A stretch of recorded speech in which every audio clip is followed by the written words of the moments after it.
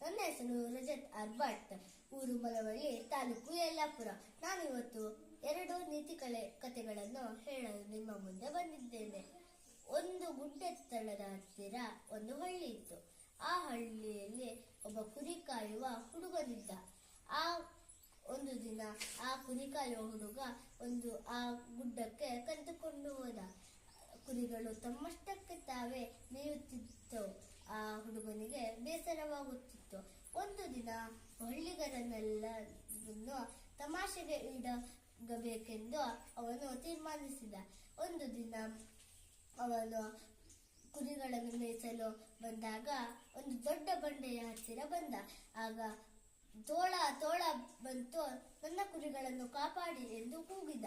ಆಗ ಹಳ್ಳಿಗರು ಅವನ ಶಬ್ದ ಕೇಳಿ ಆ ಯುವಕನ ಹತ್ತಿರ ಬಂದರು. ಆಗ ಆ ಯುವಕ, ತೋಳ ಇಲ್ಲ, ನಾನು ನಿಮಗೆ ತಮಾಷೆ ಮಾಡಿದೆ ಎಂದು ಹೇಳಿದ. ಆಗ ಹಳ್ಳಿಗರು ಅವನ ಮಾತಿಗೆ ಕೋಪಗೊಂಡು ವಾಪಸ್ಸಾದರು.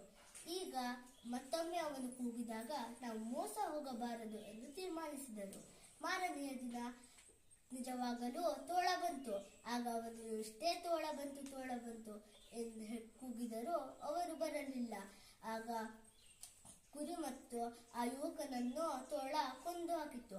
ಈ ಕಥೆಯ ನೀತಿ: ಯಾವಾಗಲೂ ಸುಳ್ಳುಗಾರನಾದರೆ ಎಂದಿಗೂ ಸುಳ್ಳುಗಾರ.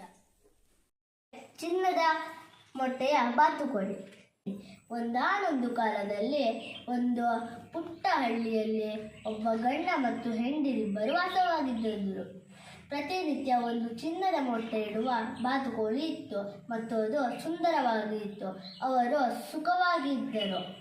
ಆದರೆ ಆ ಗಂಡನಿಗೆ ದಿನವೂ ಒಂದೊಂದು ಮೊಟ್ಟೆ ಇಡುತ್ತಿರುವುದರಿಂದ ಮಾತ್ರವೇ ತೃಪ್ತಿಯಾಗಲಿಲ್ಲ. ಹೀಗಾಗಿ ಅವನು ಬೇಗ ಸಾಹುಕಾರನಾಗಬೇಕು ಎಂಬುವ ಗುಂಪಿಗೆ ಸೇರಿದ್ದವನಾಗಿದ್ದ. ಅವನು ಒಂದೇ ಬಾರಿಗೆ ಎಲ್ಲ ಚಿನ್ನದ ಮೊಟ್ಟೆಯನ್ನು ಪಡೆಯಬೇಕು ಎಂದು ಆಶಿಸಿದ. ದೀರ್ಘಾಲೋಚನೆ ಕೋಳಿಯನ್ನು ಒಂದೇ ಬಾರಿಗೆ ಚಿನ್ನದ ಮೊಟ್ಟೆಯನ್ನು ಪಡೆಯಲು ತೀರ್ಮಾನಿಸಿದ. ಮಾರನೆಯ ದಿನ ಚಿನ್ನದ ಮೊಟ್ಟೆ ಇಡುವಾಗ ಆತ ಆ ಕೋಳಿಯನ್ನು ಹಿಡಿದ.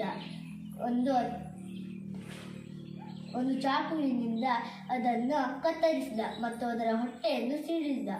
ಏನೂ ಸಿಗದೇ ಇದ್ದಾಗ ಅವನ ದುಃಖಕ್ಕೆ ಮಿತಿಯೇ ಇಲ್ಲದಾಯಿತು. ದಿನದಿಂದ ದಿನಕ್ಕೆ ಅವನು ಬಡವನಾದ, ಕೊನೆಗೆ ದಿವಾಳಿಯಾದ. ಇದರ ನೀತಿ: ಅತಿ ಆಸೆ ಗತಿ ಕೇಡು.